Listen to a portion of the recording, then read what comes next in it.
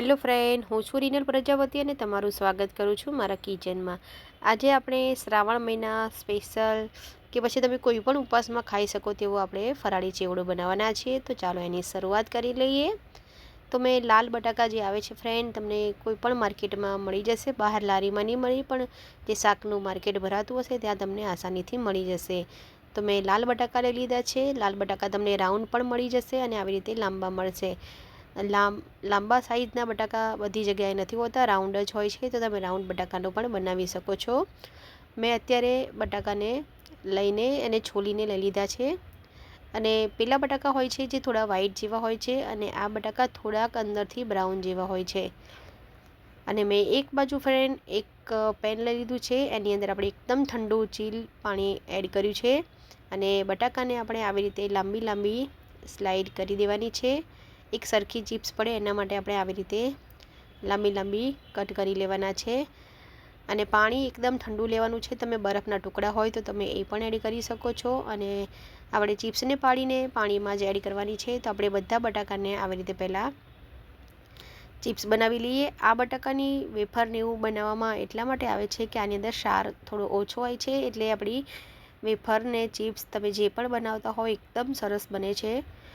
તો તમે જોઈ શકો છો ફ્રેન્ડ, મેં 2 પટ્ટીને લઈ લીધી છે, સાથે જ રાખવાની છે અને આવી રીતે આપણે છીણીને પાડી લેવાની છે। તમે ફાવે તો તમે 3 થી 4 પટ્ટી પણ એક સાથે લઈને છીણી શકો છો, પણ મારી પાસે અત્યારે જે છીણવાનું જે કટર છે એ અત્યારે નાની સાઈઝનું છે। તો તમે જોઈ શકો છો એકદમ સરસ છીણ આપણું પડી ગયું છે અને જેમ પડે એવી રીતે આપણે ઠંડા પાણીની અંદર ઉમેરતું રહેવાનું છે અને એકદમ સરસ ઠંડા પાણીમાં પડી રહેશે, એકદમ સરસ કડક ક્રિસ્પી બની જશે। થોડી વાર ઠંડા પાણીમાં રહેશે એટલે એકદમ સરસ થઈ જશે। હવે આપણે આવી રીતે જ બધી જ છીણીને પાડી લેવાની છે। તમે જે પીલી છીણી જે આપણે આવે છે, જે આપણે કાતરી બનાવતા હોઈએ છીએ, એમાં પણ તમે બનાવીને રેડી કરી શકો છો, પણ આપણે બહાર જેવી દેખાય એના માટે આપણે આવી રીતે પાડીએ છીએ।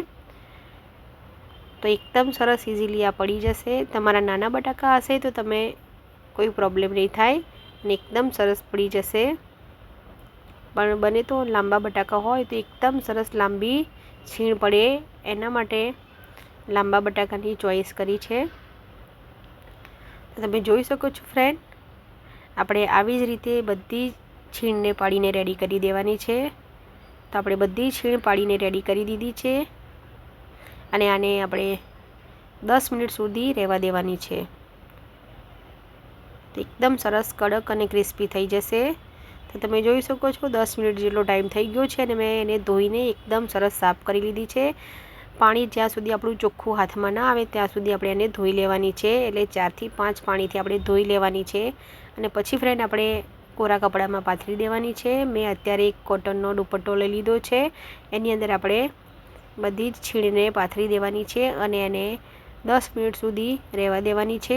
અને જો તમે આ છીણ પાથરો અને કપડું નીચે ભીનું થઈ જાય તો તમારે દુપટ્ટાને ફેરવીને બીજી સાઈડ પર છીણને મૂકી દેવાની છે અને એકદમ સરસ કોરી કરીને આપણે રાખી દેવાની છે।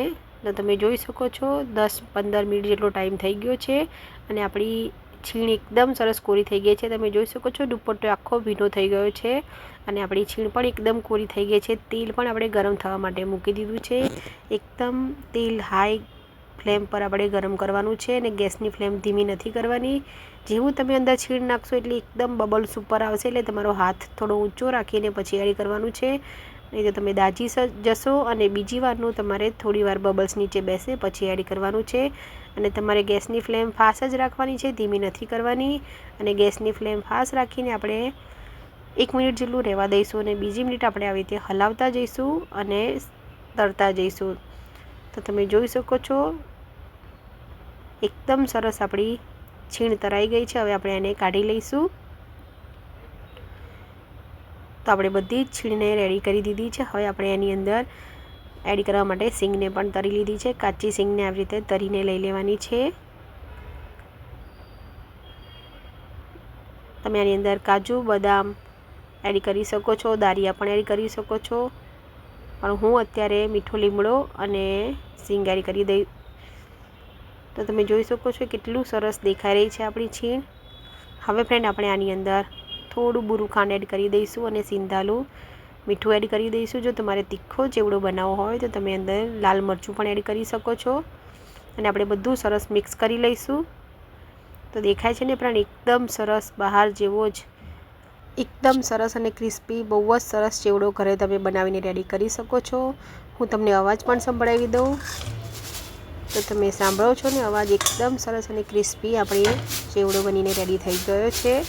તો તમને આ વિડીયો સારો લાગે તો લાઇક શેર અને સબસ્ક્રાઈબ કરજો અને તમારા ફ્રેન્ડ અને ફેમિલીમાં જરૂરથી શેર કરજો. અને તમે પણ આવી રીતે ટ્રાય કરજો અને તમારા ફીડબેક મને કમેન્ટ કરીને જરૂરથી જણાવજો. અને આવી જ નવી રેસીપી શીખવા માટે મારી ચેનલને સબસ્ક્રાઈબ કરજો.